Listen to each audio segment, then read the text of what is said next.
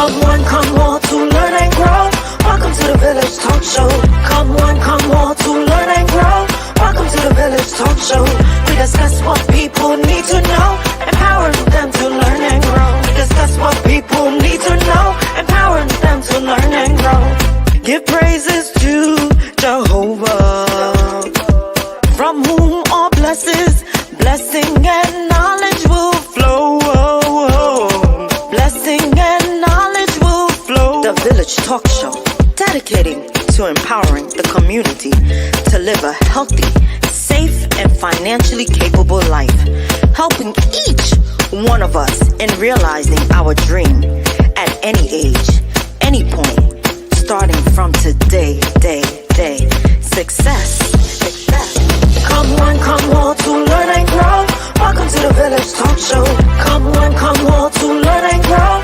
Welcome to the Village Talk Show.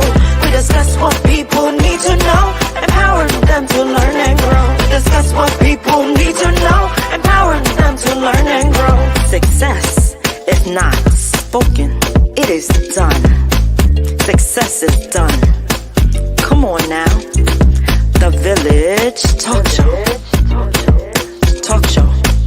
The Village Talk Show.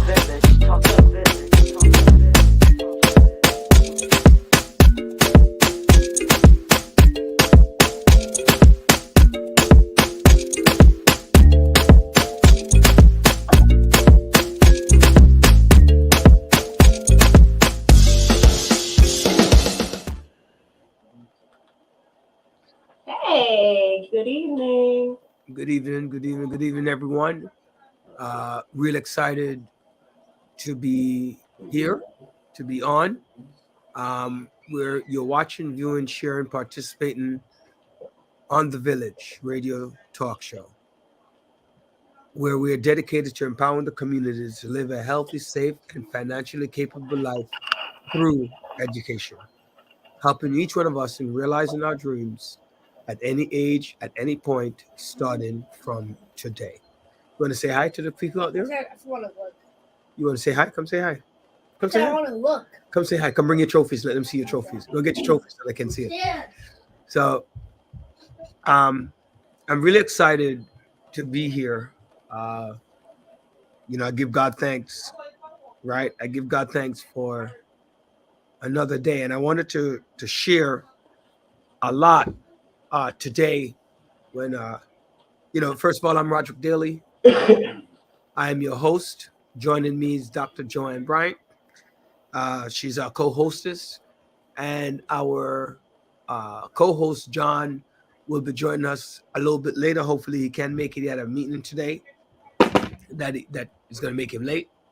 So very excited. First of all, Dr. Bryant, how are you? I am doing great. Seeing you, Roderick, on screen is always a delight, even though many times you get on my nerve, but I love to hear your voice and always love to see you. It's good to see you. I thank you. I thank you for that. And to our audience out there, bless up. You're exciting. I'm glad to have you joining us. And as promised, I'm going to talk a little bit about what's going on with me, right? And You're getting love, my friend. You're getting love up top. Right. You are. So here comes my son with his, come here. So and thank you, listeners, for joining us. Thank you. So I want to show off my son Cooper Daly. Come show your face, Cooper Daly. Show your face. All right. Cooper Daly won a whole bunch of awards. Well, congratulations and happy holidays. Thank you. Yeah, so he won a whole bunch of baseball awards as a catcher for the Bonnies. My other son, Grayson, he won a whole bunch of awards as well. Bring one of your awards and come say hi so people can show off and see. I like to show off my kids. And that's a good thing. You should. My wife hates that, but I love it. I love doing it. There go Grayson. We can't see Grayson. Grayson's very tall. Cooper in the back. There go Grayson. Oh, hello, handsome This is Grayson. How are you? this big award that he won. What is this called? This is the Ben Silver Memorial Award given to Grayson Daly for outstanding work with the Bonnies. Grayson finished up the season with 24 home runs, 105 RBIs, I think 105 runs scored, and close to 100. How many runs? How many stolen bases he had? Do you remember? 63 stolen bases, and he's an awesome pitcher. He had a couple games here, a couple games this year where he had multiple home runs. So they're doing really well in baseball, and I'm really excited for that. Big up to all of them. Big up Letus, nice seeing you. You want to say hi? You want to say hi, Grayson? Hello. Hi. All right. All How right. are you? So let me just start off with some of the stuff that I wanted to get to. I sent out a voicemail a couple weeks ago talking about trying to give people update, right? People update on what's really happening with me. Some people understood that it was an update. Some people understood it as something else. Right. But I want to clarify. So Sunday passed. This Sunday passed. What is 4 years? 4 years since I congrats Grayson Cooper. Say thank you. Thank you. Go do your homework. Go do your By the homework. way, that person Uh-huh. said congratulations. That's Yeah. not the G. Yeah, no, but it's all right. Put the trophy back before it fall down. Cooper, take your trophies then back upstairs. Right. So I want to make sure that I qualify what I'm talking about. It's no secret that I'm very ill. On Sunday marked 4 years, and I thank Last Sunday? Sunday. This one just passed December Okay. 4th. Bring them up one at a time so you don't drop them. Okay, go ahead. Right, Mark, 4 years since I've been diagnosed with a cancer that they gave me 6 months to live on, and by the grace of God and all the prayers, I'm still here. Amen to that. The doctor, my oncologist, has officially stopped my chemo, and because the chemo is affecting my bones, and so my bones is not able to replenish the blood that flows through it. So my blood has become weak. What that does is it makes me fatigue, it makes me lose energy, and whatever the case is, right? Today he told me I have something called MDS, right? MDS, and that MDS affect my bone and the bone marrow and things like that. So they're gonna try to put me on a medication, and this is where people got confused about. The medication is gonna cost $2,000. Right? That's what the medication is going to cost. It's $2,000 per month. Thank you, Annette. I appreciate that, and everybody who's commented. Thank you so much. Right? The medication costs $2,000 a month, which is a lot of money. And in order for me to do things, I have to find that $2,000 a month to make sure the medication is called Lynparza. What I'm very upset about is I work very hard publicly, right? And to know that they're not going to cover my medication properly and charging me all this money for medication, like I'm not valued and we're not valued. And I know there are a number of people out there who are going through the same struggles. And that's why I want to make sure I talk about that $2,000, that $7,000 that they want as copay for Medicare, right? It's ridiculous. Yeah. How many average person can afford $7,000 or $2,000 a month, right? You have mortgage, you have rent, you have this, you have that, and it's real, right? Yeah. It's a real problem. And so I want to thank everybody who's listening, right? But I don't want to give people the wrong impression. Like I'm not dying, at least not yet. God, thank you, God. Thank God. Right? God has been good. My cancer count is stable in the 60s. So put it into proper perspective. When I first was diagnosed, my cell was 3,000, right? And if you saw me in 2020, early 2020, I was, I even thought I was a goner, right? I even thought that I was a goner. But right now, my cancer cells think so I need to figure out how to restore my blood count. My blood count today was 6.3. My platelet count is very low, was 35. That has to go up.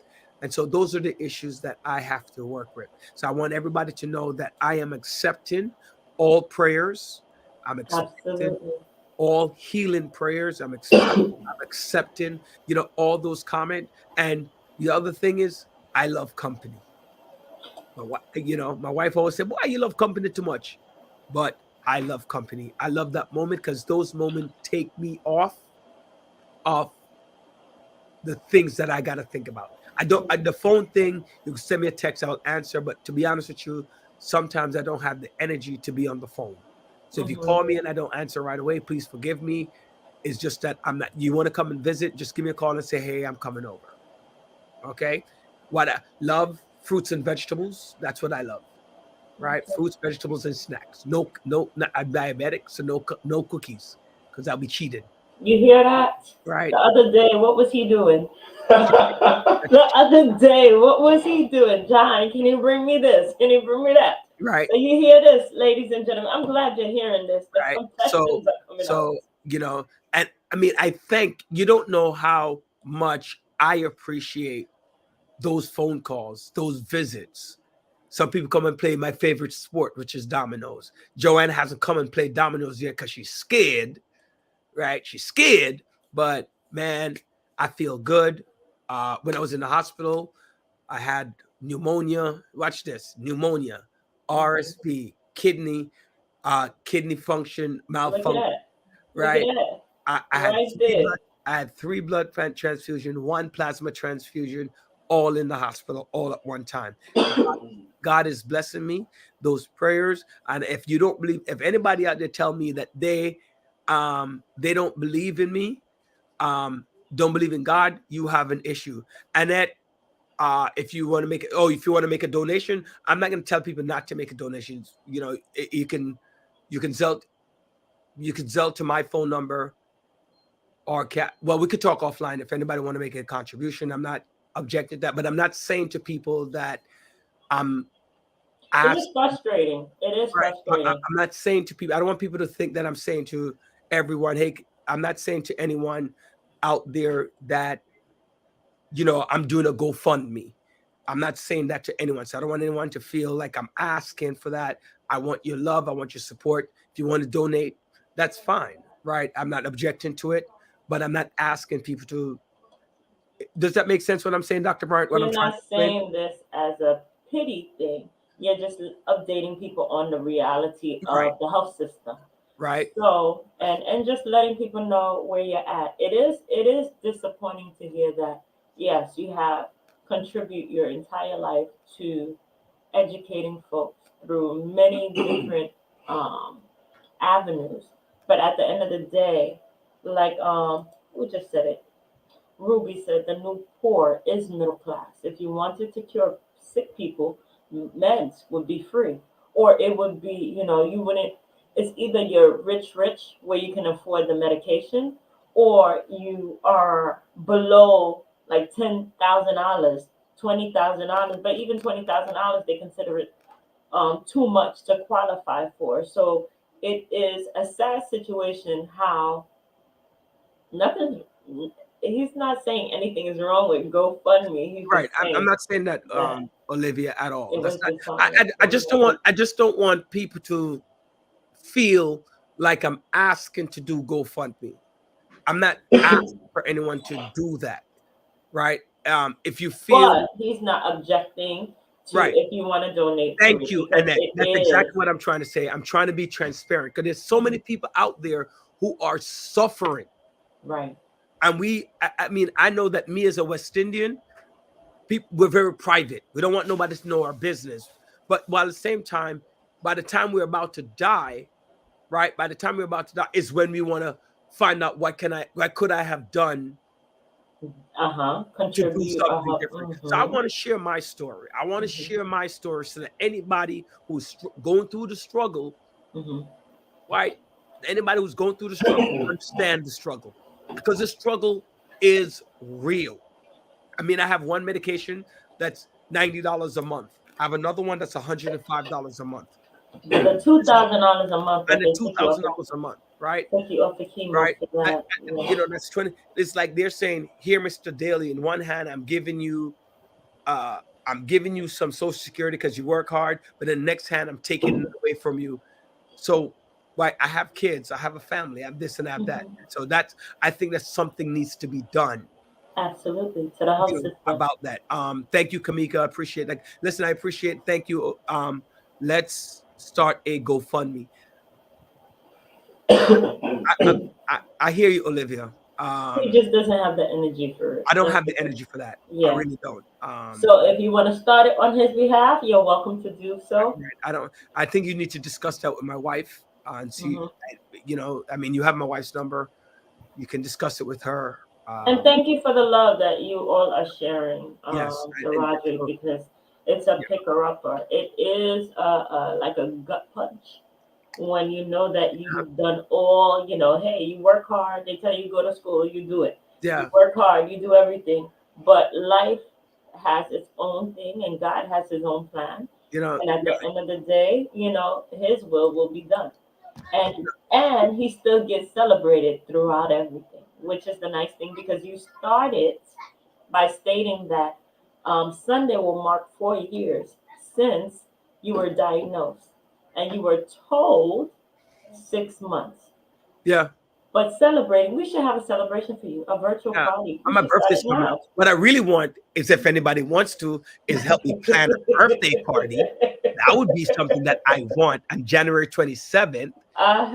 So that's, for me, is like a big deal if a committee of people want to come together and plan a nice birthday party. You know what? Again, that's something that I would love. Here's the thing. I think Dr. Bright said she's going to do it. I think Lanique said she's going to do my birthday party. Didn't you say your brother was going to do? How did I get thrown into this? Andre, bring all y'all in. Right. But we need to have a virtual celebration party that, hey, the doctor says one thing, but God says another. Celebration to say, hey, you know what? We speak life. Right. And you're right, Ruby. The big pharmaceutical companies, right, are stifling our generation. Here's the thing I have a question for. Cancer has been around for years, right? And you could find a vaccine for COVID in less than a year and a half, but you can't find a vaccine or a cure or something that's completely effective with cancer, right? Thank you, Ingrid. God is the greatest healer. I will continue to lift you up. Pull up Eddie's comment. I will. Good night, everyone. Pull up Eddie's comment. And then, yes, Eddie, I know. I totaled my car at your last big party, birthday party. What were you doing, Eddie? That you told me? He was making a U-turn and somebody was speeding. But it wasn't your fault, and two, because of that, you got a brand new Honda Pilot because you want to get rid of the old one. So it was God working in mysterious ways. You got a brand new Honda Pilot, brand new. Why you gotta put his business out there? You come a long way, kumbaya. Right. You know what? Before you finish that thought, what you were about to say, it's so funny because what popped up on my screen was Hebrew 10 verse 23, right? You good, Roderick? I'm sorry, I'm listening. Okay. Let us hold fast tightly without wavering to the hope we affirm, for God can be trusted to keep his promises. Just like he said he was going to heal you and give you a second job, which he did. He did. He truly did, because your second job, being community board leader and all of that, you reinvent yourself constantly, but you are everywhere. And your third job is traveling the world, because this man don't stay still. He must be sick if he's not traveling somewhere. I'm surprised you're not in Jamaica or England or somewhere else. But we live vicariously through you and your spirit. So you show that, hey, no matter what, you gotta live. Dr. Bryant, you remember in 2020, your uncle, your father, your mother, myself.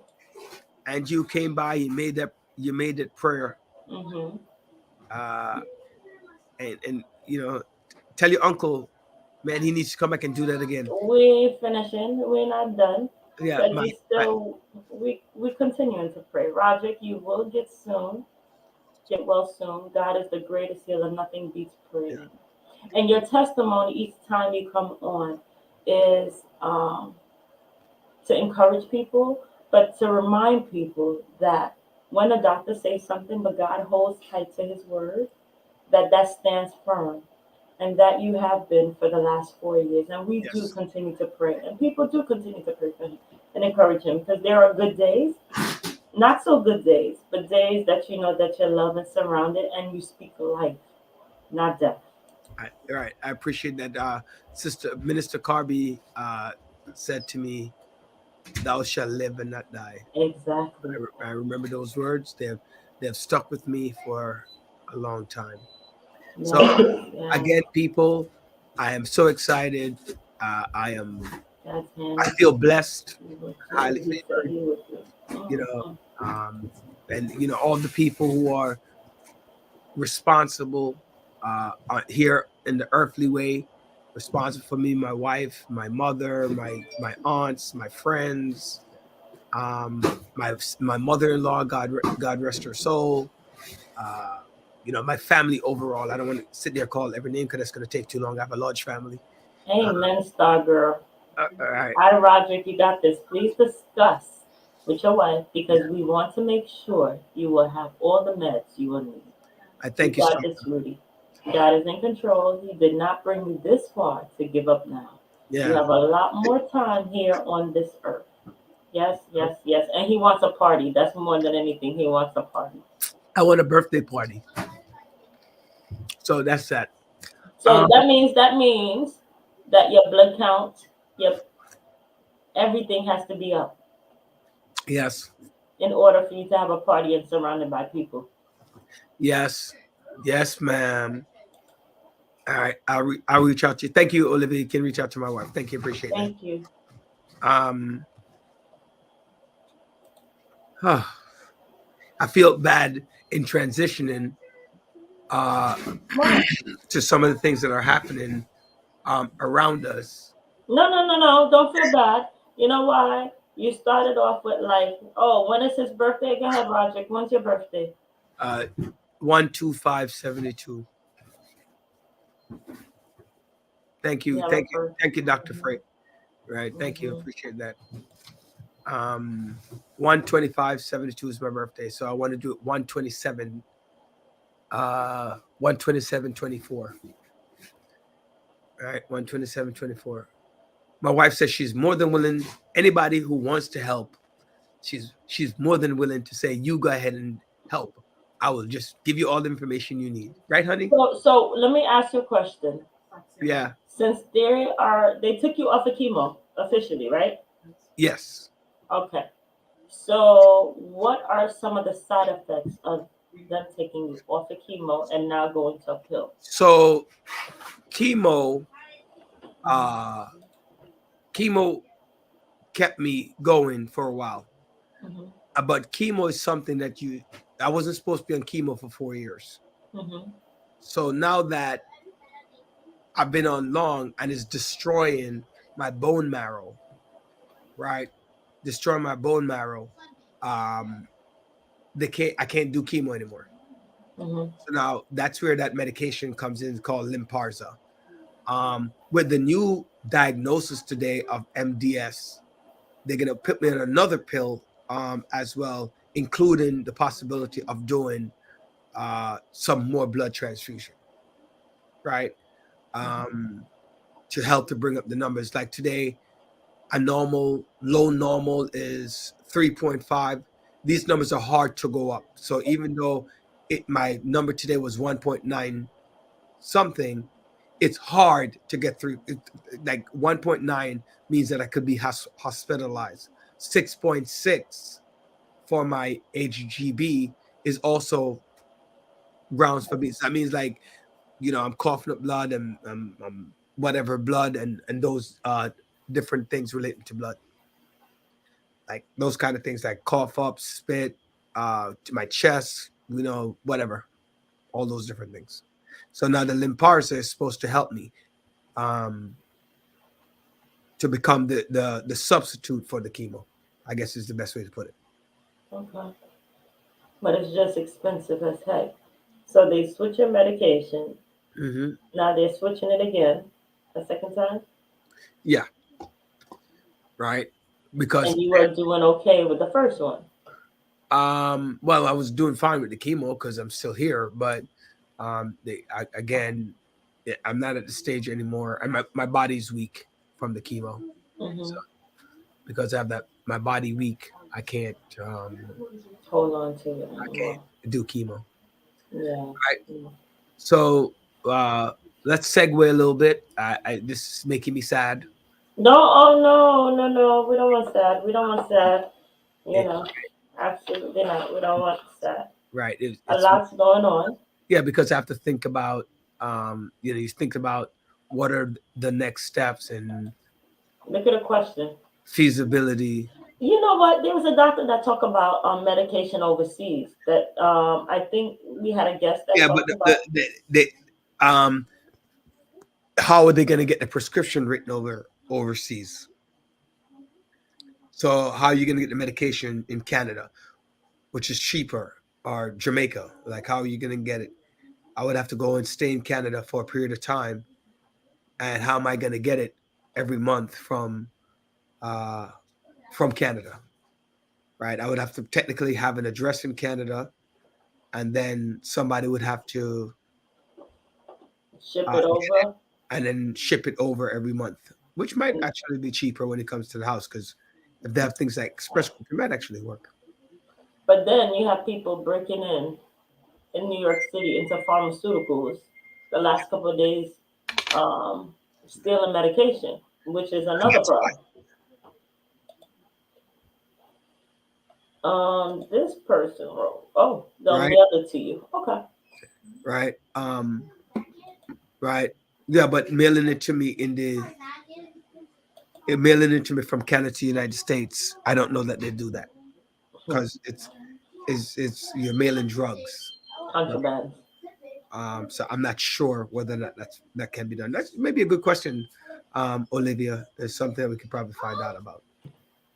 Right. So maybe something to find out about. All right. So I do want to. I know that you want to transition. I do want to ask, since today is the first day of Hanukkah, which happy holidays to all those who celebrate it. I think someone had mentioned that originally. But as we transition into the holiday seasons, continue to transfer into the holiday season, and entering into the new year, I notice an uptick in crime, and it's kind of sad because it's our young people doing it amongst young people. I don't know what the purpose is, but this is a time we should be jolly, celebrating, not the time where we should be trying to harm each other, hurting each other, from family, from like the family condolences to the family last week, or people who know of the family in Far Rockaway that was wiped out by their cousin. Two children, 11, I think, and 12, were murdered. The mother and the father were murdered, and a 65-year-old auntie, cousin, was also, she's hospitalized. Thank God she's still okay. But it goes back to, now they're saying mental illness. But my thing is, when is it time for you to do something? When is it time for you to actually report and say, okay, this is beyond my limitation. I can't do no more. You should not be the lamb because you didn't want to say something, or the person didn't want something. We need people to live. And if something is wrong, if someone is choking, Andre, if I see you choking somebody on the street, that's a problem. I'm gonna have to report it. And you Snitch on me, can't, Joanne? huh? Snitching on me? Absolutely. It's nothing that comes out of that, because guess what? Saying to turn your head and say, hey, oh, he's not gonna do anything or whatever, and then later on you find that, hey, you went AWOL. So let's set up the context. See me Right. joking somebody. Hmm. What if they were hurting me? They don't hear you. See me choking. Andre, Roderick, you're muted. Are you speaking? I think, most of us are scared. Mm-hmm. And are we next? Mm-hmm. If I were to intercede in what is happening, am I Mhm. next? But then you find out a week later that your family is wiped out. Yeah, And the guilt that you carry from knowing that you could have done something or help out in some manner is even worse. um, I always make fun of you. It's okay. You can continue to make fun. No, I'm talking about with the walk away. When you say walk away, Mm-hmm. the Jamaican family in Queens, the man that stabbed and killed those 4 people before he was killed by police. Mm-hmm. The shooting in UNLV, where 3 people are dead and a few Mm-hmm. others Mm-hmm. injured. The shooting in Vermont of the 3 Palestinian Yeah. young men, and one of them actually went to one of the young men actually went to my alma mater. They went to Haverford, Mm-hmm. right? So, as a fellow Haverfordian, I feel that you can't just walk away anymore. Mm-hmm. You can't just walk away, Mm-hmm. right? And you can't just help, Mm-hmm. right? You can't just help. So you can't do both, right? You can't just walk away and you can't just help. Mm-hmm. So honestly, I go back to Second Amendment. People disagree with me. Oh God. I go back to the Second Amendment because you have to remember something, right? You have to remember something that's very important. Mm-hmm. Most incidents happen to people who are unable to protect themselves, Okay. right? Most people that these incidents happen to are people who are unable to protect themselves. Mm-hmm. Because I say it before and I'll say it again. Either no one is allowed to carry or everyone should be allowed to carry.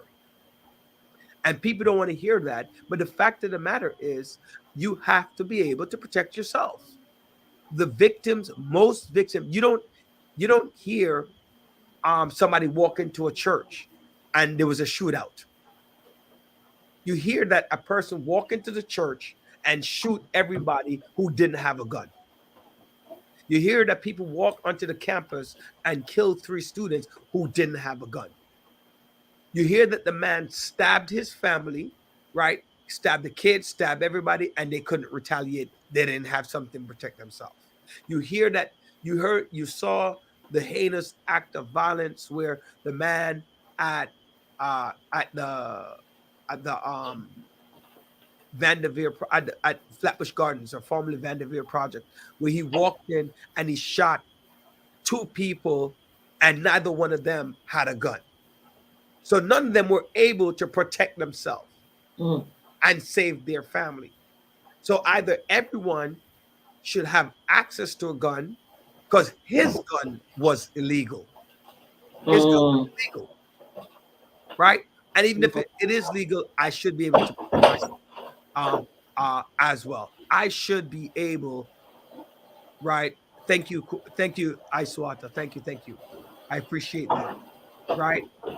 And so we have to start that discussion. It's a real discussion. So you think that everybody who is of age or who decides should get a gun? No, not everybody. Mm. I don't believe that anybody I don't think that anybody should have a gun, right? I believe that people should have access to a gun, right? But I don't believe that anybody should have a gun, because if you're mentally unstable, why are you okay? But Why? how do you know that the person's mentally unstable? Because That's what happened a couple of times. well, with, you're not gonna catch everybody, right? And like this gentleman who ended up stabbing his family, he's not, diagnosed as being mentally unstable because he didn't go for the but you know help. what? So if you don't go for the help, if that mama, one of those people in the house had a gun, they could have shot him. Might not have to kill him, but they shoot him. Roger. But listen to me. I rather a violent criminal go 6'6" than an 11-year-old child. 11 years old, Joanne. 11. And his sister too. Right? I'm talking about 11 and 12. 11 and 12 both 11 got killed. and 12. Right? 11 and 12 years old. And the only reason why the cousin was safe because she was hiding and she called the cops. Right? That's the only reason why she was saved. And he walked out with his suitcase. Right? That's just, to me, those are lives. Right? Those are lives. And you know what upsets me? I am tired. I know I talk about mental illness all the time. Hold on 1 second. Was that John I just saw? No. Oh, that was Andre. Yeah. No, the reason why I asked that question because at some point my energy level is not full 100. As high as you would like it to be. Right. You're usually screaming and carrying on, but it's okay. You're mellow today. I just want. That's part of my illness. That breathing is a problem. The reality of the situation is that the Second Amendment rights need to be protected, and New York State, New York City has to change their philosophy on a person's ability to carry a weapon. Like now, they're saying bodega owners are being trained to actually get licensed to carry guns. So now, if you try to go and rob one of the, they're fighting for that, advocating for that.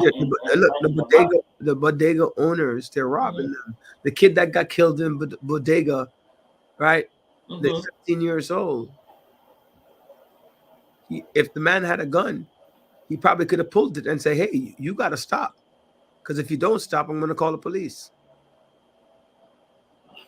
Yes, you see it, right? And to me, I don't, seriously, I had an incident many years ago where I tried to save a man's life while everybody else was looking, and most people thought I was idiotic.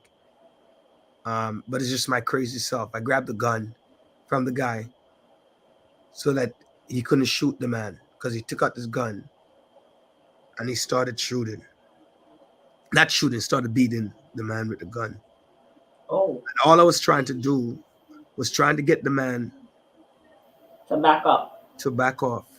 And when you said, I thought about that when you said the choking. He turned to me, but he hit me a few times. But I'm a wrestler, so my wrestling instinct took over, where I was able to keep the close contact. So as he threw the little punches, there's no damage that he could have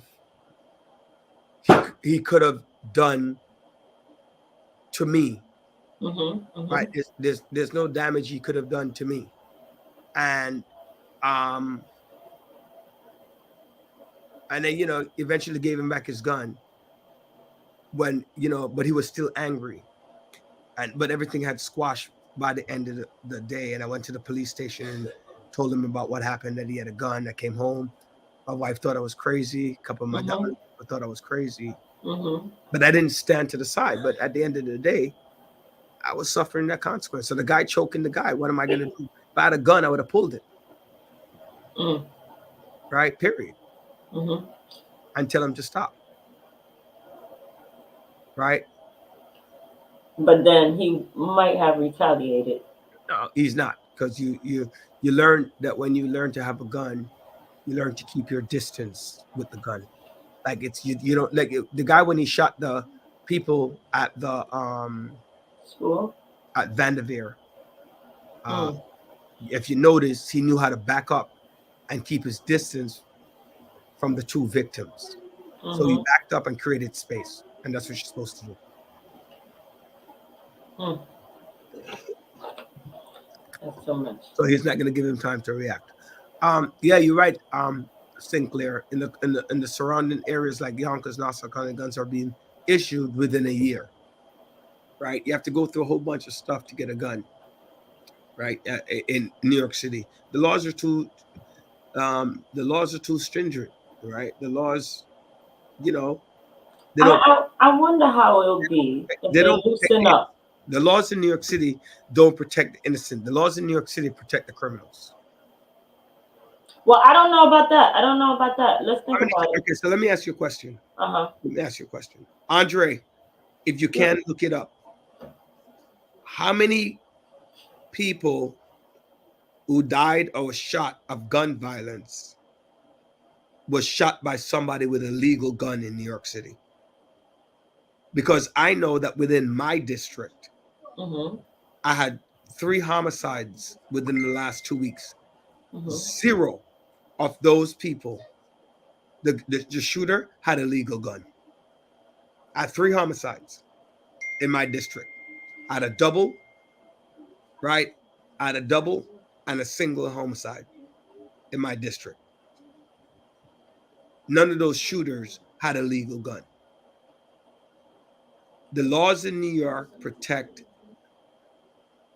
the killers, the violent acts, and they don't protect the victims. Just like going back to my situation, the laws in the United States, I think Ruby said it well, protect the pharmaceutical companies because they have to be multi-billionaires and not the middle class. Right? When you give up. Mm-hmm. Right? You understand? That's an issue, right? That's an issue for me.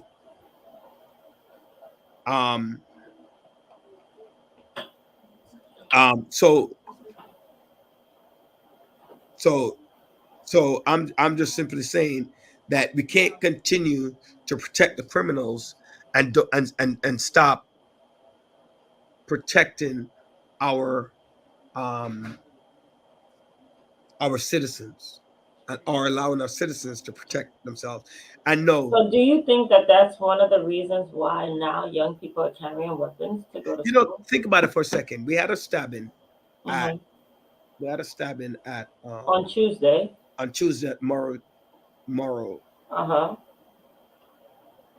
High School in Brooklyn. Uh-huh. We had a stabbing on Wednesday in the Bronx. Okay. And So we had a stabbing I too. want to go back. Let's go back to Morrow for a second. Okay. Let's talk about it. They had the stabbing. It does not. They don't have magnetometers, No. right? So It's not a- students come in and they go. Mhm. The following day, or yesterday, right, or today, I think it was the following day, Thursday. They had and it wasn't random. A search happened because there was a violent act the day before. So when people say it's a No, the same. Let me tell you, the same day that they had the stabbing, they did the search. That's why they let the kids out so late. right, but what I'm saying is they don't have a magnetometer, No. and you found what 13 knives in the Over. And then right. You 2 found stun 13 guns. knives, right? A couple other weapons, illegal Right. drugs, and a whole bunch of other things. Yeah. Right. And a So box cutter. yeah. So think about what we were saying. Think about that. Victims in America are not protected by America, right? And if the kid feels like he needs to carry a knife to school, why do they feel the need to carry a knife to school? That's a good question to Why do you ask need our to young carry a people. weapon to school? Because of safety issues, Mm-hmm. right? But it's a non-scan school. Right? Mm-hmm. You understand? I was the AP of safety for 2 schools, Mm-hmm. dean of students for several.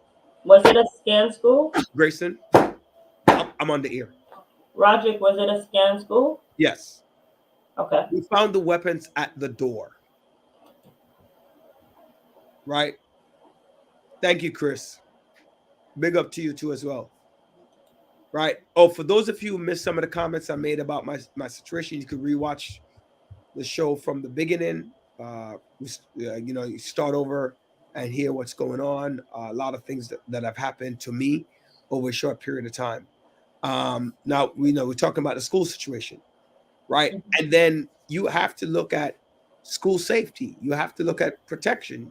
You have to look at the ability, right? You get one stabbing, one shooting at a school.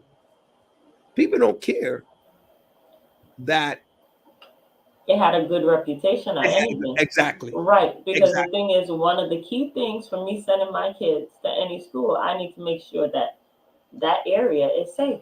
Exactly. Right. And in October, having a student shot not too far from the school, around the corner from the school, that's not leaving the school. That's an issue. Yeah. And That's a red flag that, hey, that's going back to all of what we're saying, right? Who's protecting who? Right? Who's the law protecting? Right? The law is not protecting victims.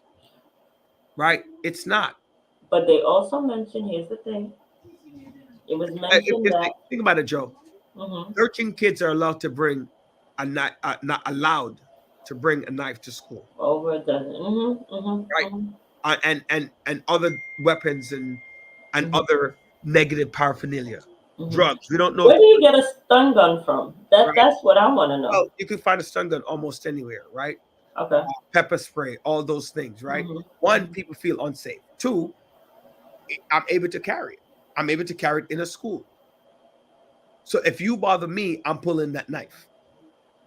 Now I could be old school and say, hey, let's fight.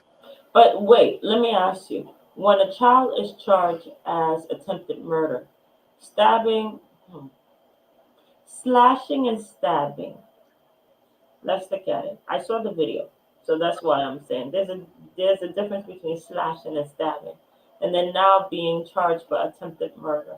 So the stabbing is plunge. Stabbing is a plunge. It wasn't a plunge. I'm So not telling you. I'm just saying it wasn't a plunge. Yeah. Right. Slashing is the movement. That's what happened. Right. Not a plunge. Well, and also I believe it has to do with the depth of the wound. Oh, I don't know how deep in. How old was the kid? Do you know? 15. How much? Both of them are 15. Both of them are 15. Attempted murder. To put that's a heavy charge. I don't like when you guys say that.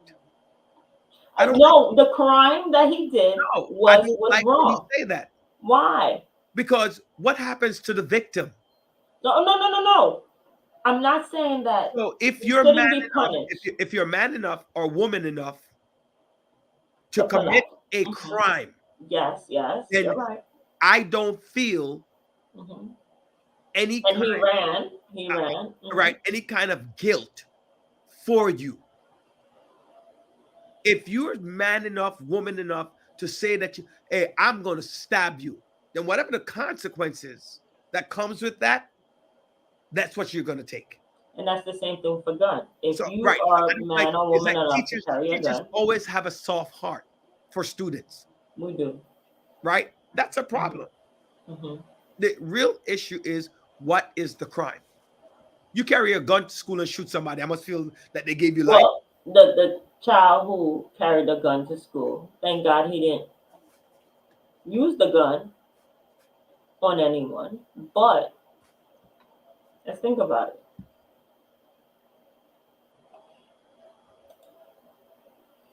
Why are you all sitting there expecting God to intervene when we're all God's children with the same abilities that Christ possessed? Is unbelievable.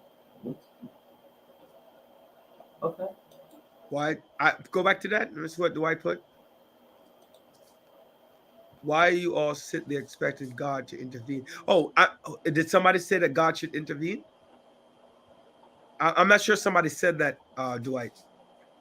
Right?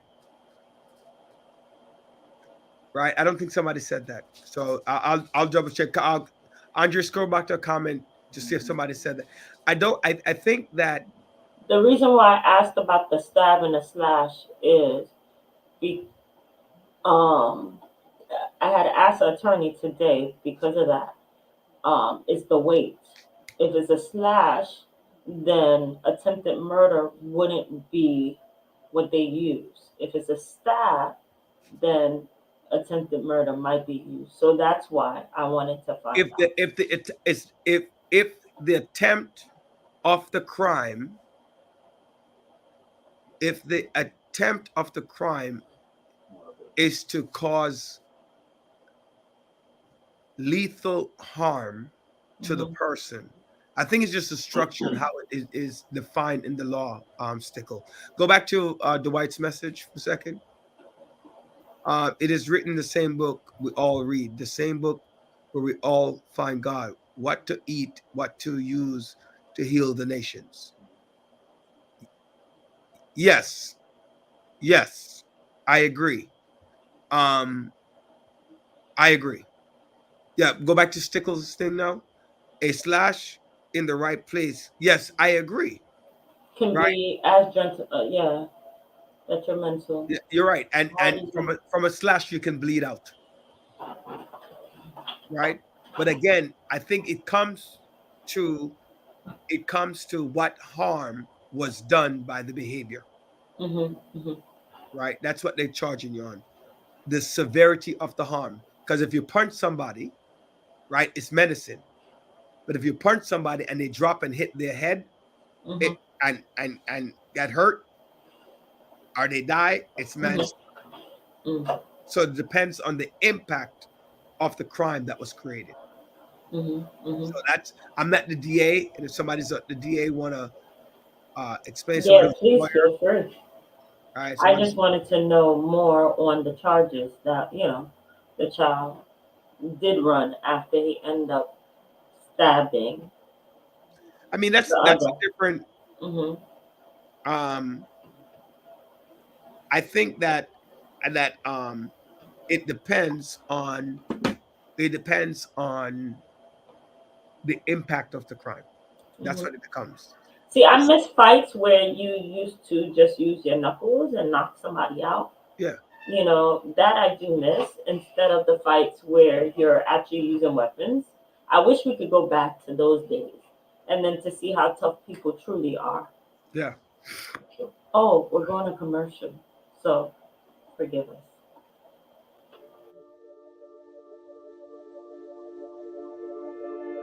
Footprints Cafes now offers Caribbean flatbreads, available in 11 mouth-watering flavors, including favorites like jerk chicken, curry chicken, honey garlic chicken or shrimp, ackee and saltfish, garlic cheese, and more. Our flatbreads are satisfying and can be enjoyed by the entire family. So make it a flatbread night at Footprints and enjoy the fusion of flavors. These flatbreads are so good, you might just have to fight for that last piece. Good thing there's plenty more where that came from. Get yours today from any of our Footprints locations. Want to enjoy your flatbread at home? Then order on Uber Eats and get it delivered right to your door. We'll see you there.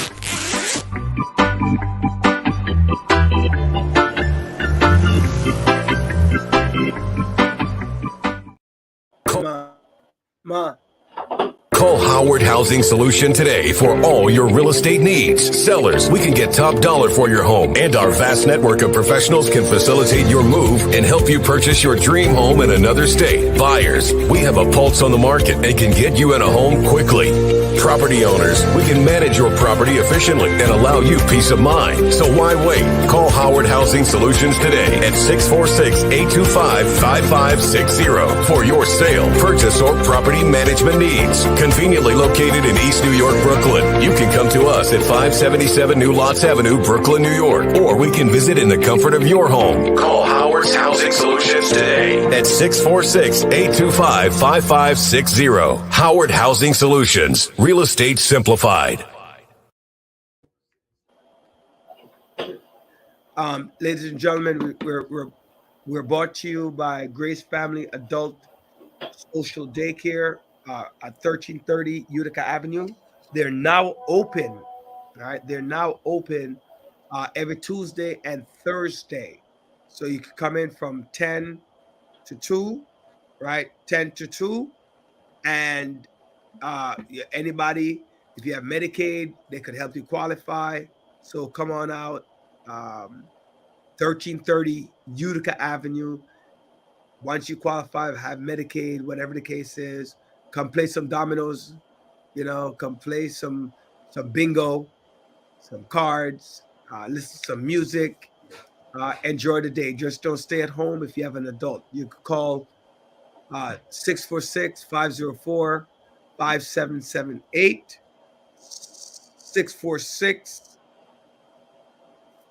646-504-5778, or you can call 347-962-7168. Again, that's 347-962-7168, and speak to somebody at the Grace Family Adult Daycare.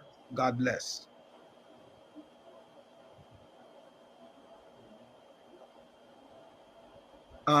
Yeah, Doc. I see some more comments from Dwight.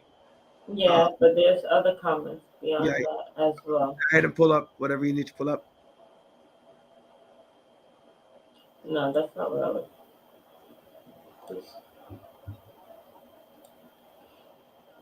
Yeah, this problem will persist if school counseling and related service don't drastically increase in schools. We have to deal with the root of the after effect.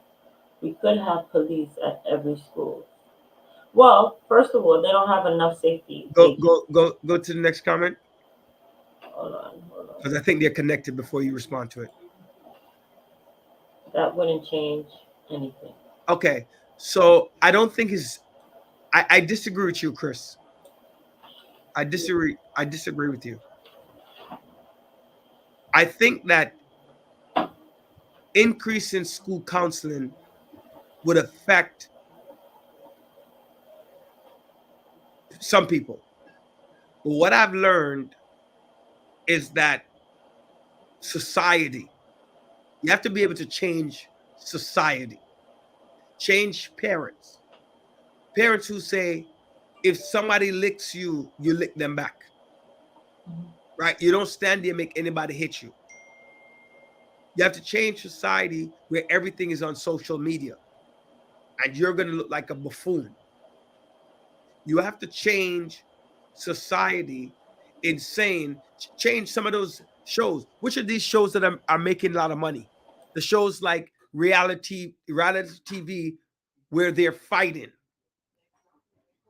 where they're very argumentative.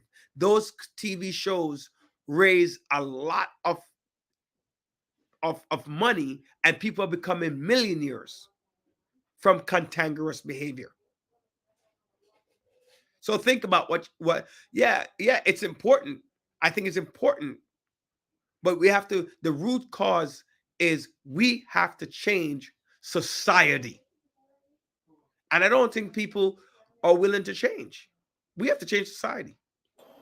Doc. You there, Doc? You can hear me? I can hear you. Right? No, I think he said too late for the parents, that a daunting, unrealistic task that's out of the hand of the school system. First of all, Murrow has 7 school safety agents and have almost 4,000 kids. So let's think about it. 7 school safety agents to patrol and to make sure that everything is safe among on premises. And right now we have a society where former people who are hired, are running back. This wasn't the first time this year that somebody was hired and went back in retaliation. Earlier this year, we had more elderly folks in their 60s and 70s who were going and running people down and attacking folks. So to have only 7 school safety agents and almost 4,000 students, how can you truthfully say that that school can be guarded 100%? When they're supposed to have 11. They have multiple entrants in and out of the school building, but they're supposed to have more, not more patrol, more guarding, because the thing is, we have to keep people out to make sure that the students are safe, but then we also have to safeguard the children that's in to make sure that everything is going effectively and well. So, So I want to add something to what you just said. and they cut the amount of agents overall. They cut the system, they cut the graduating, and how can one person or 7 people do the work of, if there's an accident, if there's something that happened on the street, are you really anticipating 7 people to safeguard 4,000 kids? Well, let's correct some of the things you're saying, Dr. Okay, correct. Please, correct. One, it's 6. And you know why it's 6? Oh, okay. Level. No. I'm not even thinking about the level 3. Uh-huh. I said it's 6 because one has to remain at the desk. Right. So you have 6 agents walking. The second thing is you have these principals of these elite schools who don't put their issues that are happening so that the system says that they have low incident rate. Right. When they really don't have low incident rate, the principals are, because the principals are in a predicament, right? The principal predicament is, if I put out there all of the incidents that are happening, then you're gonna make my school a bad school. You're gonna do this to my school. So I have to now say that these incidents, I'm gonna fudge what I'm putting in to the putting into the data into ORS, because I don't want people to know. Like if it was a public event, I'm sure our process through the border. Right? Mr. Sampson. Welcome. Right. John, you need some lighting. Like a ninja. Right? Yeah, look like a ninja for true. Right?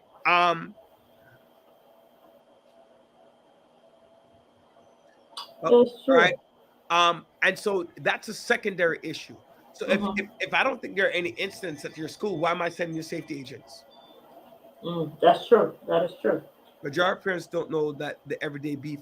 Yes, but they're adding to the issue, right?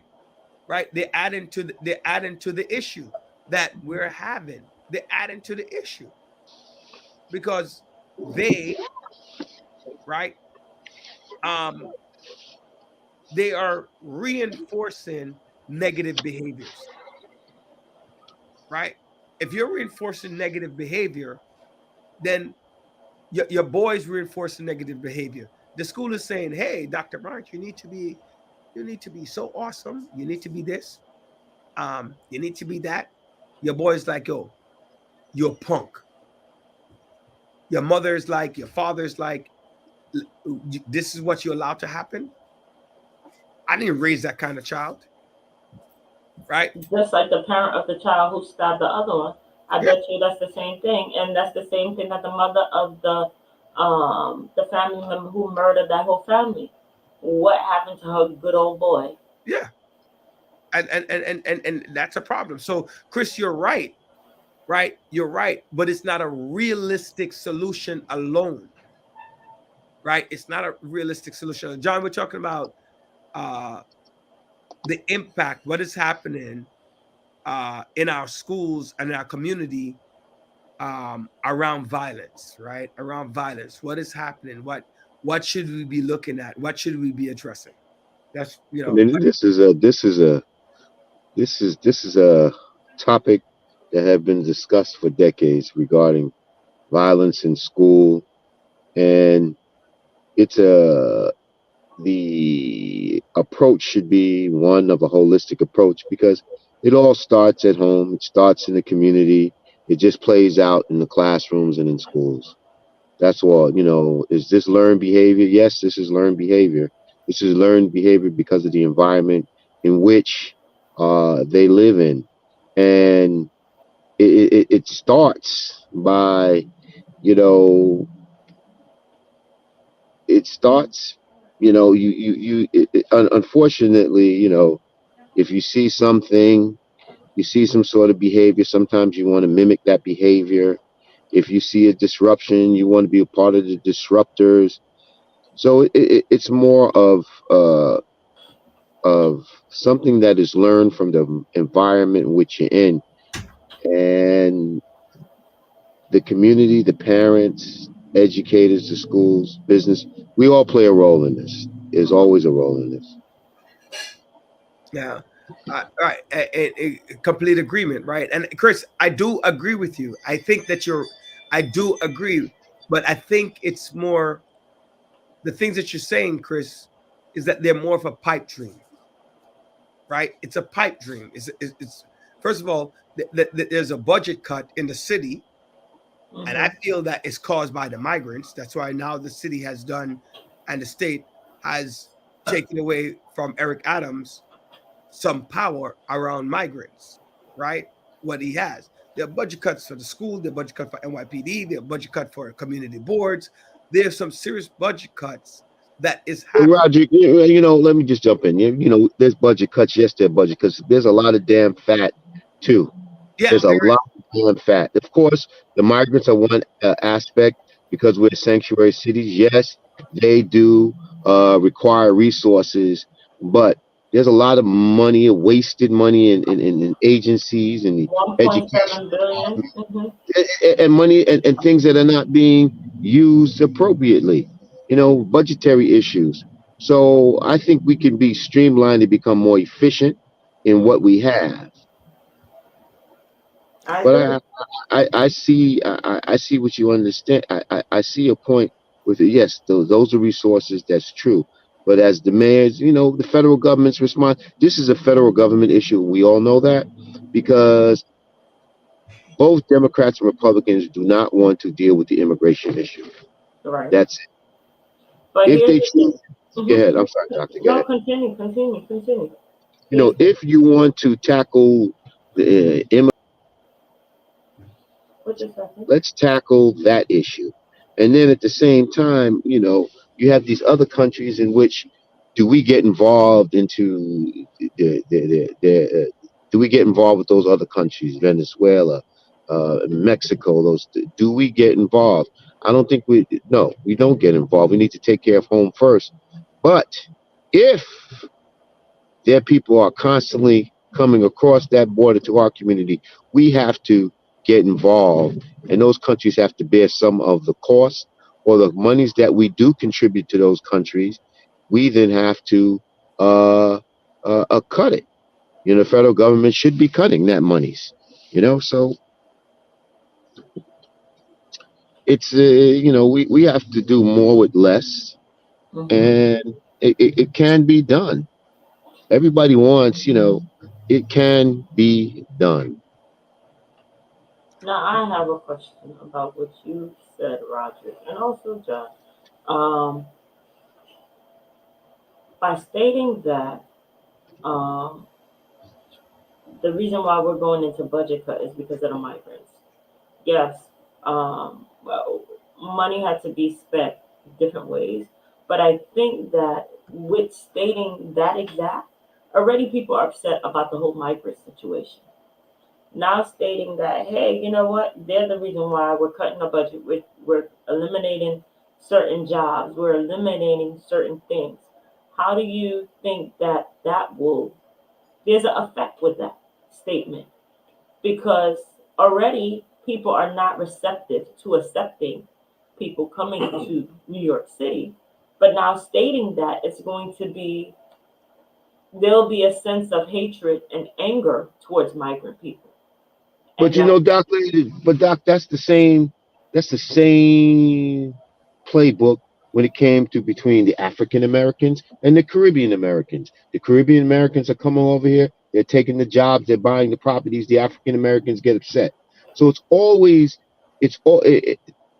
competing one ethnic group against another ethnic group to keep us suppressed, topic. So now it's putting the migrants, which are minorities just like us, against one another. It's the same thing they said about Caribbeans and African Americans. So I think language also plays a big role in everything. I want to bring up this comment from Dwight, right? Discussion about schools get you nowhere. All we are listening to is opinions which might be relevant to a listener, but it doesn't reach the school board. Actually, so I disagree with you, Dwight. I do too. And what we're having, first and foremost, you have to understand both Dr. Bryant and myself are very well versed in education. Chris, who's having this discussion, is also very well versed in education, right? So the topics that we're talking about is not just opinions, they're fact-based. And second of all, our listeners listening, and our hope is that when there's a CEC, when there's a I think that the thing that Chris brought up about the PTA presentation, the parents. That's on Monday. Right? Monday is going to be full of parents. Right. I'm a parent of a student that attend that school. Exactly. So the response that we're giving is for parents to be armed with necessary information that's going to bring back to the school. Because Chris is right. They need more social workers. They need more guidance, more school counselors, right? But the school is not spending money on the school counselors. They need student, depending on the side, if a person is a special education counselor, he or she should have no more than 50 students, right? That's real, right? They shouldn't be given the special education and this, because they can't deal with the social impact that can happen to that student. And the ORS report needs to be put in place. So if something the ORS report needs takes place. Exactly. The ORS report needs to be factual. It needs to be factual and not sugar-coated. Right. Right? Chris wrote there's $1 billion surplus. We can't blame migrants. That's a divide and conquer, which is what John was saying, Chris, right? I'm not blaming migrants, right? You're not blaming migrants. But when it's stated that way, it is a blame on the migrants. No, but you have to understand that the migrant issue is a new issue. And the influx is just like COVID, right? What happened when we had COVID? It's something that was short in 2020, and the government had to spend billions and trillions of dollars to adjust to the problem. Last week alone, there were 3,600 migrants who came to New York that were bused. Remember, a migrant, an individual, need 5 things, right? Right? 5 things. They need food. They need shelter. They need an opportunity for economic independence. Right? They need medical. They need transportation. Right? Because they need to be able to get around. Right? And they need clothing. You forgot about education and also health. Right. Education. Right. Education. I put education and economics together. Right. I wait for economic. I put them together because for the parents, they're looking for education responsibility. For the kids, they need education. And you're right. I didn't even think about health care. Because they can't get into the school without being vaccinated. There you go. Right. So all of those things require money in a short period of time that you need to find ways to get 3,600 people all of these 6 things. Because I'm adding the 6 because I didn't think about healthcare. Right? Where's that money coming from? If you didn't have it planned for. Chris And- spoke about the surplus of $1 billion. Mhm. It's going to be eaten up. Chris, imagine, Chris, that at your doorstep, 5 people showed up to your doorstep and you're now responsible for them. 5 people. And you can't turn them away. And you can't turn them away. 5 people. I'm not even saying 3,600. I'm saying 5. This law about sanctuary city was 1980 something when it came into play. When did they decide that New York City would be a sanctuary? I don't know. I don't It know. was the 80s. Well, Yeah, it was a law. No, it's certain democratic cities around the United States. I don't know if the mayors got together or the governors got together and recognized them as sanctuary cities. And they're all pretty much all democratic cities: New York, Chicago, Mhm. Detroit, San Francisco, Los Angeles, Boston, and a few more that I don't know off the top of my head. But these are all democratically led cities, Mhm. right? And I don't know how these large democratic cities became sanctuary cities. It's the liberals, brother. The lefties and the liberals. But your Yeah. boy got kicked out, so he finally got kicked out. Oh yeah, George. Yeah, yep. So 2 things happened in Congress this week and last week. George Santos. Yes, Jesus. Hallelujah. It's about time. I was sick of that. Sick of him. John, your boy Tom Suozzi, who you love so deeply, is going to be running for the seat. Yeah, Okay. they gave him And that's the the seat he vacated to run for governor. Yep. Do you believe? Are you at the studio, John? Oh no, you're not. No, not yet. Right? Do you believe? Okay, let's go back to George Santos before we talk about Tom Suozzi. He's now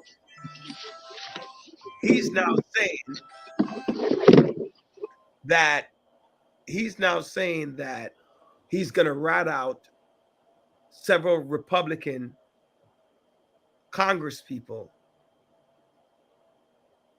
and one Democratic, Bob Menendez, congressional people.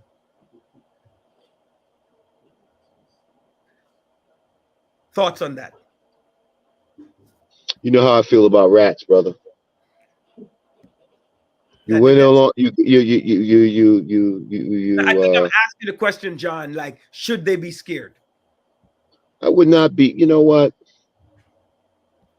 We all know the hypocrisy that exists in that body.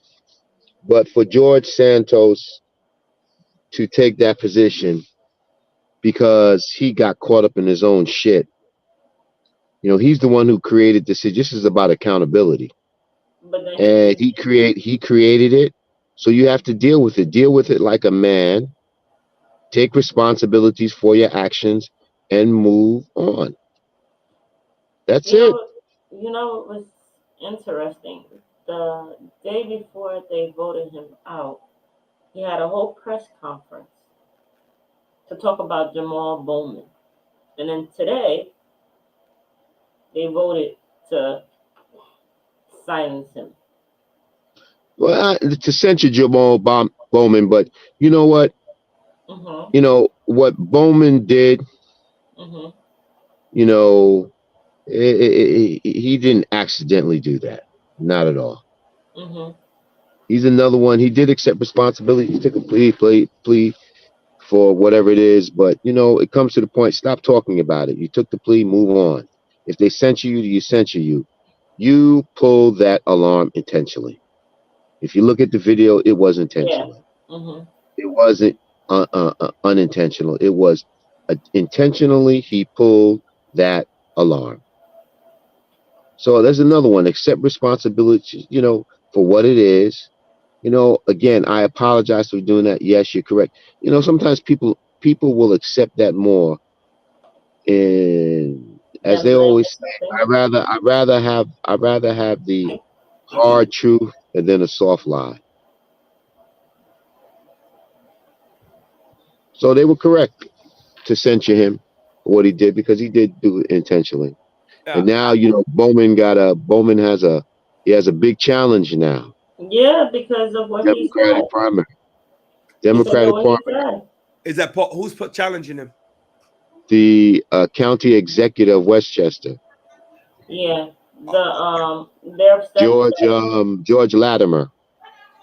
Yeah, And I he's remember. being put Wasn't George in the state government?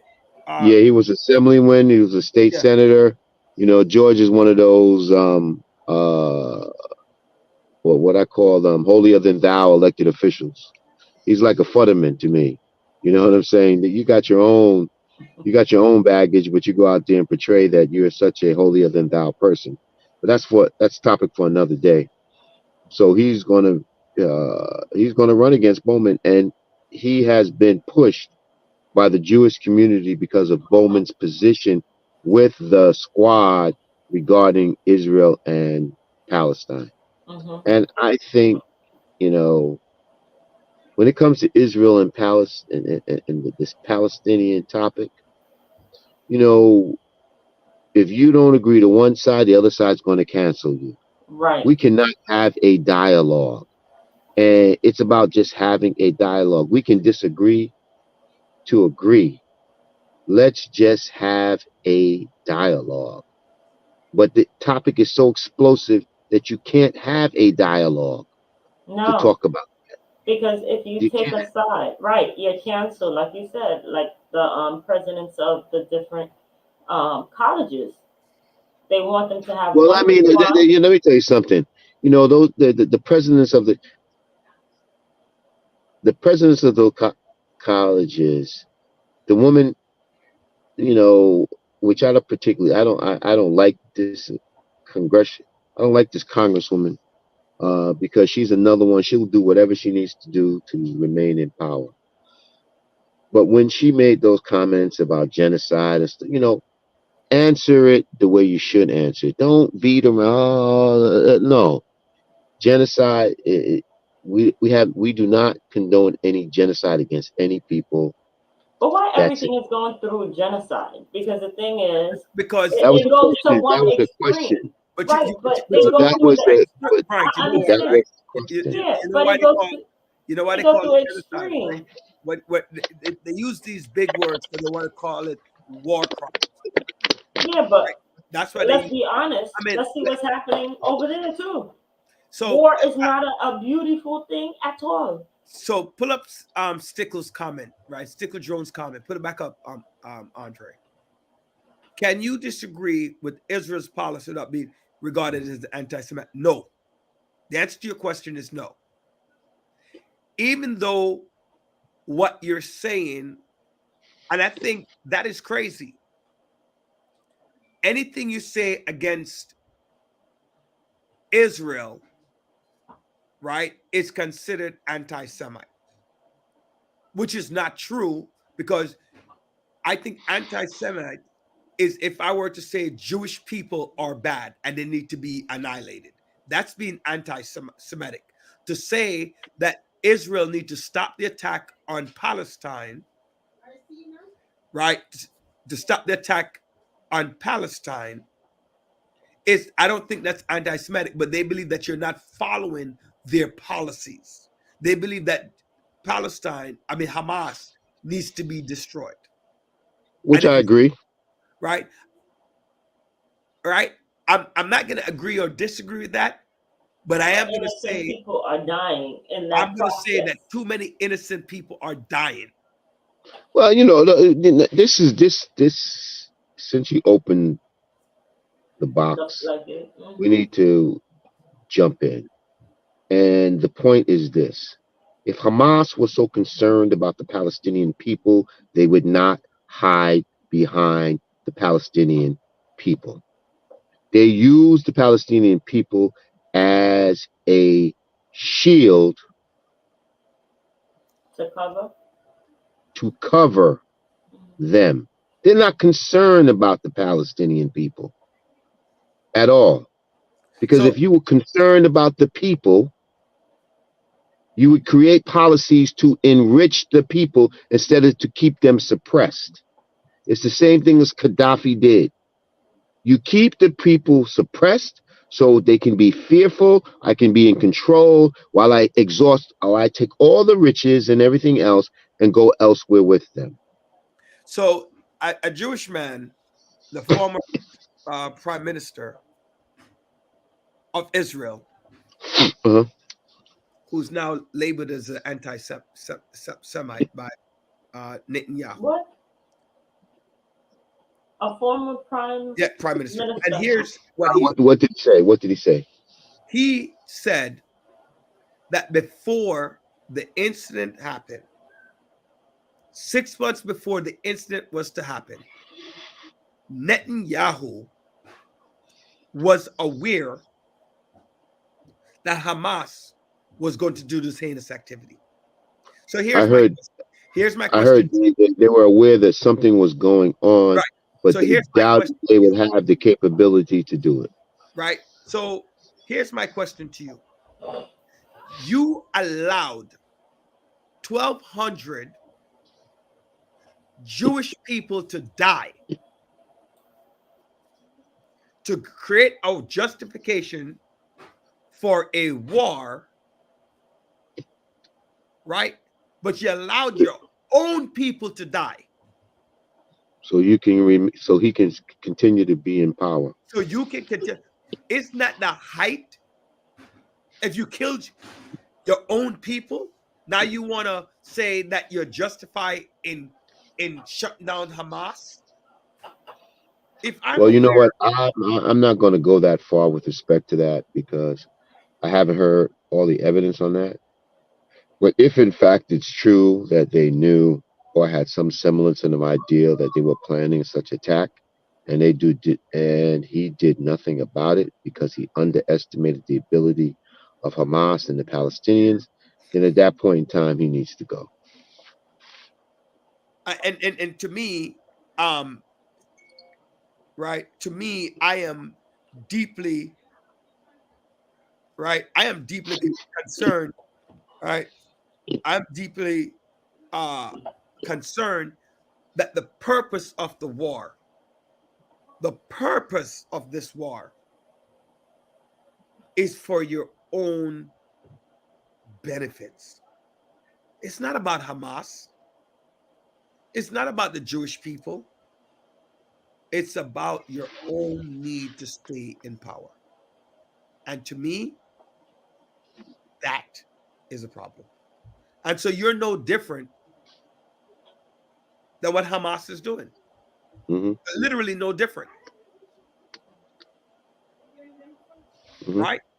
So you could call it people could call it anti-Semitic all they want. And I think the crime needs to stop. I think that Israel needs to stop killing people. You can go right to the governmental piece of Hamas. Mm-hmm. You want to destroy Hamas? You want to destroy the presidency of the United States? You go to Washington, you bomb the Congress. You bomb the White House.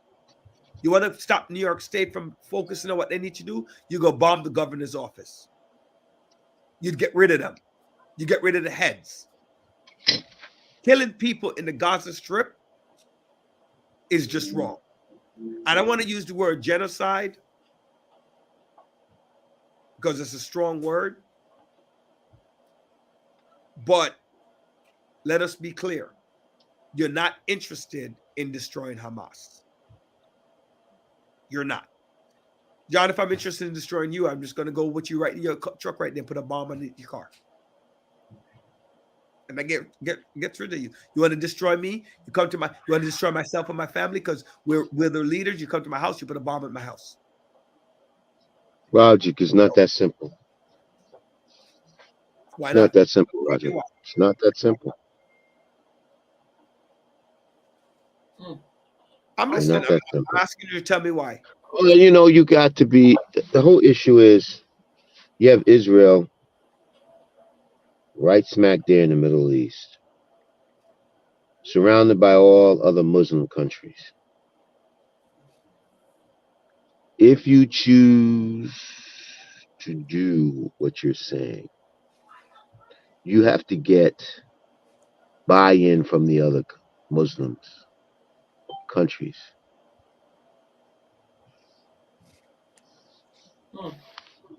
True. Right? True. And Miss Hazra, I am not falling asleep.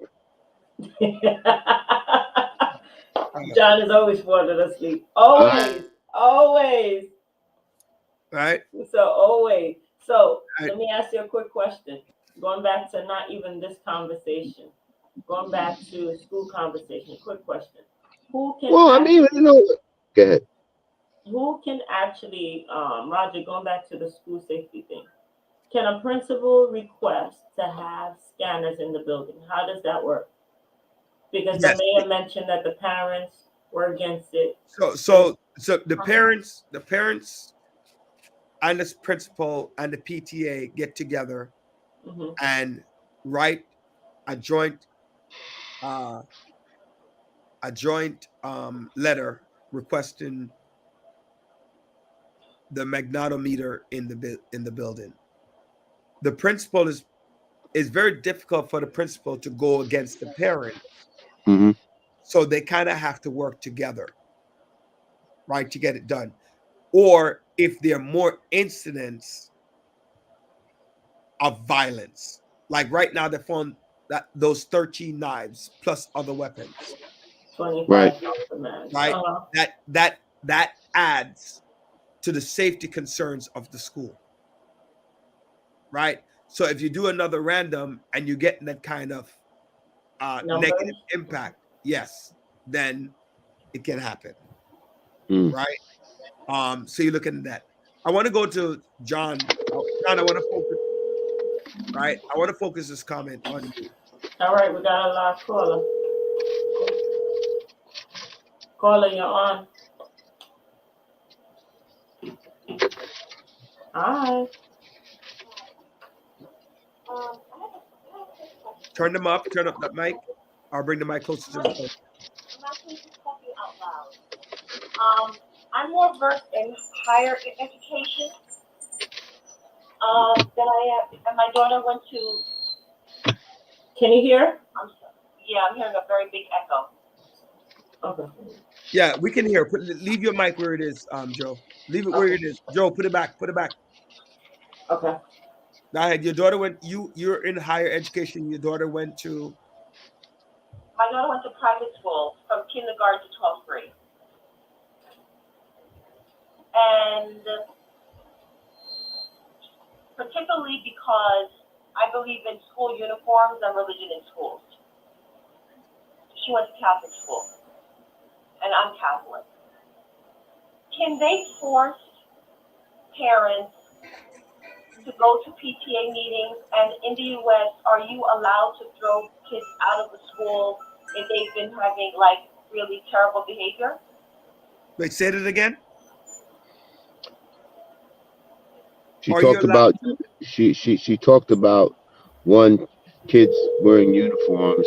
The second one is putting out children, incorrigible children. Okay, so the Board of Ed. Caller, can you hear us? Yes. So the answer. I'm sorry, caller. What's your name? Ingrid. Ingrid. So Ingrid. Yeah. The United States law states that a child should be able to get a K-12 education for free. So every child is guaranteed a K-12 education if they want it. So you can't it's harder to remove a child that is poorly behaved than the victim. Remember, I remember what I said before, right? Our laws protect the criminals more than they protect the victims. So in a New York City school, a child who is going off or incorrigible, as John said, the parents would have to come to some agreement that that child can be transferred from the school, and that child basically have to write that they needed a safety transfer, and they're the offender, they're the bully, Okay. but they need to Yeah, I we wasn't, need to find a way. I wasn't exactly, I wasn't exactly sure how it worked. Right. Because I know that in private school, if you are disruptive, they kick you out right away. Yes, because the private school, because when you go from private school, you're automatically sent to where? Public school. Automatic. So you could be a juvenile delinquent, which I had some of those. I had one kid who actually looked at the kid on the staircase who just came out of jail and looked at the kid and said, "Run your ring." The kid had a $400 ring. We had another kid who was in the bathroom. You know how hard it was for us to get rid of that kid? We had to prove that because of his behavior, other students were about to beat his ass. Mm-hmm. Not that he's running havoc in the building. Mm-hmm. He would hold kids up in the bathroom, real stuff. He would hold kids up in the bathroom and say, "Yo, run your money." And he would rob them. But we couldn't get rid of him. Can you force parents to attend PTA meetings? No. No, we wish we could, but you can't. In New York City, you cannot force any parent to do anything they do not want to do. Mm-hmm. Period. And that's why it goes back to Chris's comment. Way back up when Chris made a comment about the parents and the society component. We cannot force parents to do anything they don't want to do. The parent see that the child is havoc, you tell them, "Hey," I had a parent, right? The kid was 16 years old with 3 credits.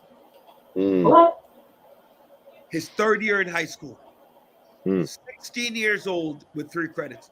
We say to the parent, "Ma'am, your child will not graduate from this school because there's no way that he can make up the credit that he needs to graduate. He needs 41 credits plus the regions plus a few other things that he needed to do." You know what the mother said, Ingrid? What? "I want my kid to attend the school and graduate, and he will graduate." Do you think that child graduated? No. No. No. So the parent insisted. Okay. Right. Because I went to school in obviously Jamaica, where the rules are a lot different, and I honestly was not aware the depth of. I mean, I was aware of it on the surface level, but I wasn't aware of the depth in terms of if a child misbehaves, shouldn't they just be taken out of the school? But I didn't realize that there were so many intricate laws that prevented that from happening. What happens is that the good kids that really actually do want to learn, they suffer as well. Yeah, they do. I could write a book. I had a kid who came to school just to smoke marijuana. She would come to school, she would go into the bathroom and light up. She would light up, attend one class, then she would cut school for the rest of the day. You call the parent, you tell the parent, guess what? "Yes, Mr. Daly, I'm coming, I'll be there." Talk to the kid. Kid gets suspended. Kid comes back. Guess what the kid did? She went to the bathroom, light up, go to a class, act out, and then go home. Eventually, the parent transferred her from the school, right? But the parent had to transfer her from the school. There's things that the school can put in for transfer, but that process, you have to prove that the parent is negligent. You have to prove this and blah, blah, blah. And it takes a lot. So it's almost impossible right? That process can take up to 2 years for a kid to get transferred. If the school is the one that pushing the issue. But the school can, but it's not. And then you have to show escalating behavior. Thank you, Ingrid, for your call. Thank you.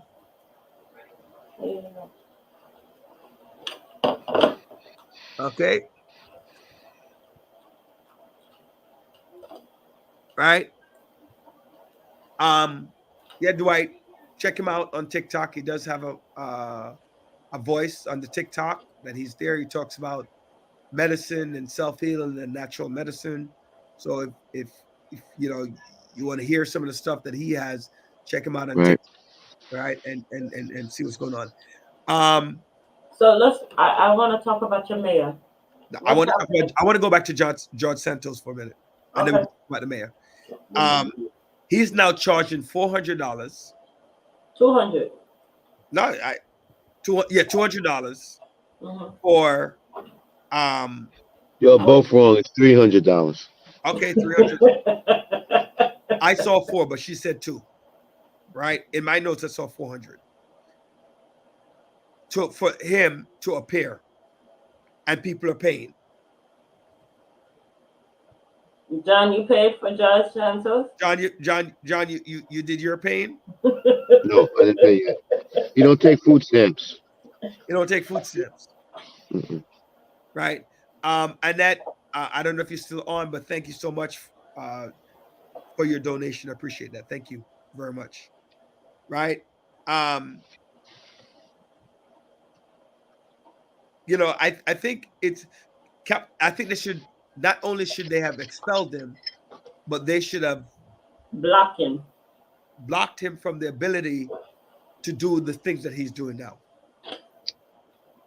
Why is that, Roderick? Why kill the guy? Why kill the guy? Why destroy the man to earn a living? I don't know that selling congressional information, privacy information, governmental. Oh, that's what he's doing? That's what he's doing? I don't think that's what he's doing.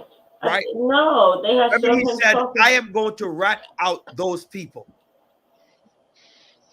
Ethical charges. He talked about the video. He's going to bring them. Like, it's really like, I am not. He's petty. He is petty. That may be, but they should have done something to censure him. He's a little mini Trump. Why censure him when he just got expelled? Come on, Roger. But listen, John, as a board of ed employee, after 1 year, as a former board, thank you, as a former board of ed employee, I am not allowed to discuss anything regarding the board, for 1 full year upon retirement. Right. He came out and is able to do it right away. Right? I can't even write a book. I can't even go someplace and talk about the Board of Ed. Why not? Right? I can't even talk about my time at the Board of Ed.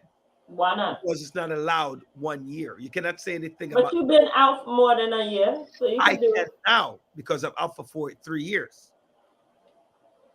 Right? 3.5 years. Right? So, but up to 2021, I couldn't say anything. But now I can.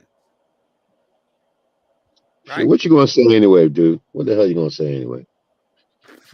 I'm gonna talk about John and his misappropriation of not sending funds to all the schools within what district was that you represented? 20 or 19? No, you don't even know what district I represented. Right? But 20, District 21, right? All right. So all the monies that you didn't send to our schools, I want to talk about that. Talk about it, baby, because I can show you I sent a lot of money to them schools. So let's talk about it. I when I came to you and I said, John, I needed some money for the schools, you told me to go away.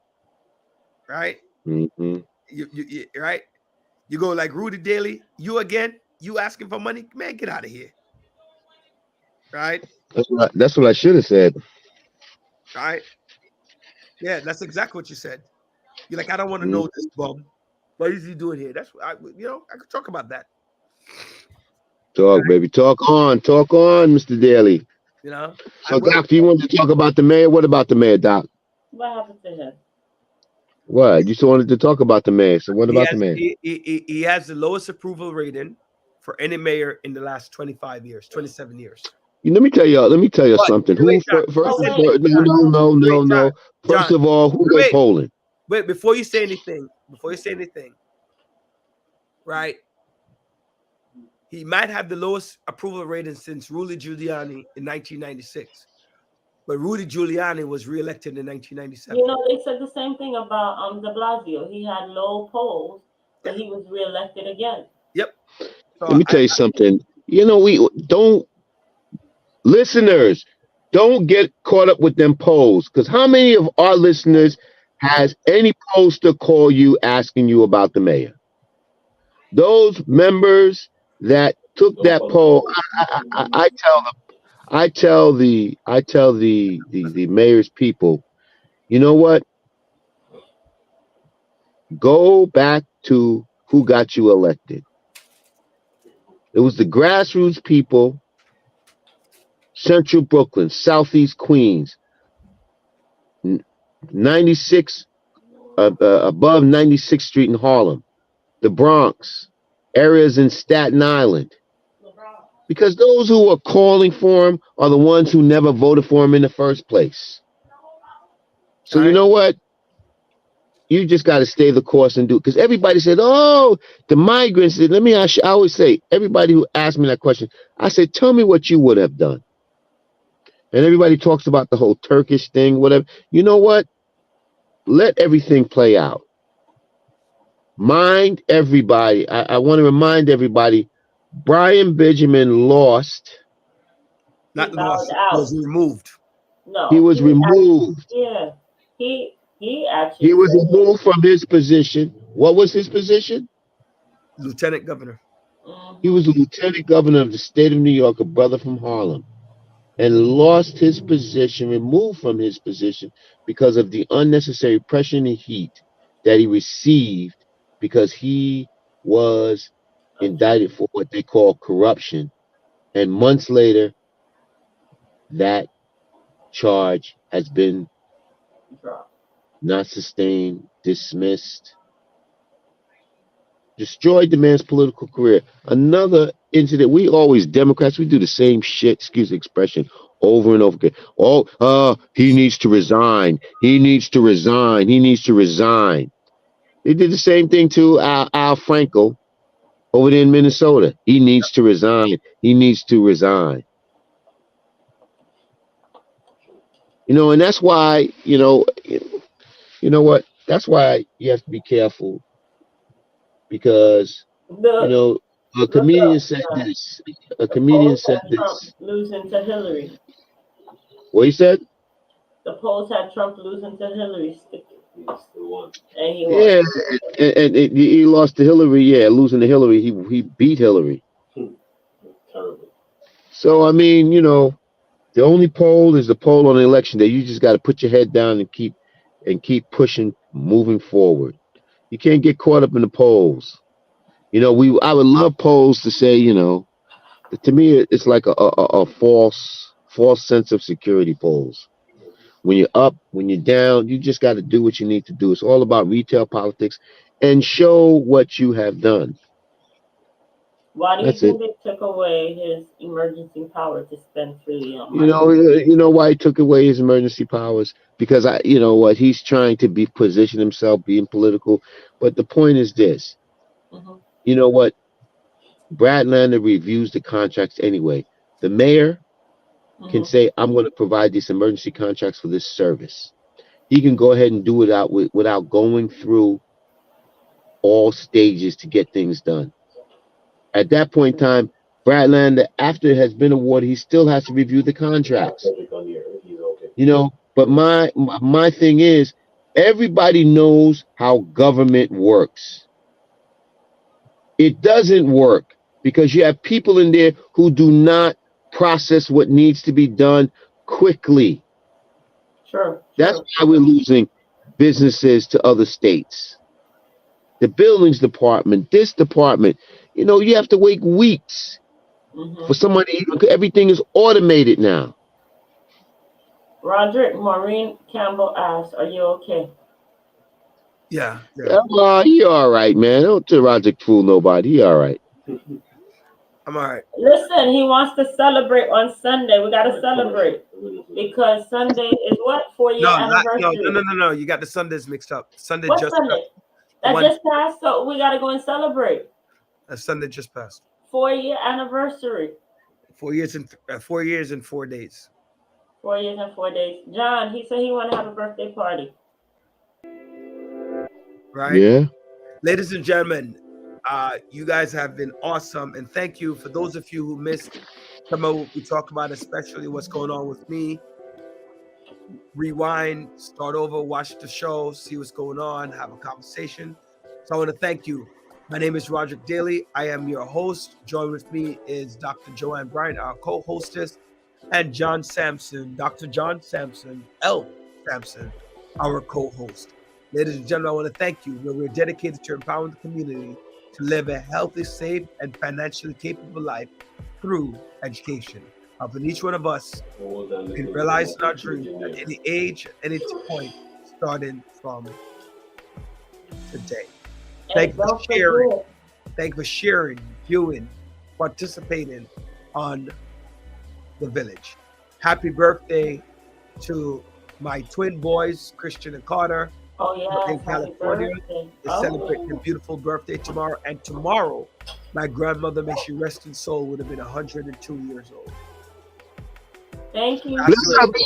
Listeners, thank you very much for The Village. I apologize for my lateness, but I had to go to a board meeting for Rise Up East New York. We're trying to do some positive things in East New York with respect to health and the health desert that exists in our minority communities. Amen. And please tune in to The Village Radio Talk Show on YouTube. Subscribe to us, join in, and thank you. Yes, is a glorious 4-year anniversary. Yes, kumbaya. A lot of people did not. Kumbaya, my Lord, kumbaya. Oh, Lord. Okay, good night, everyone. Good night. Good night, all. Take care. Bye-bye. Bye-bye. Once they start singing, it's a wrap.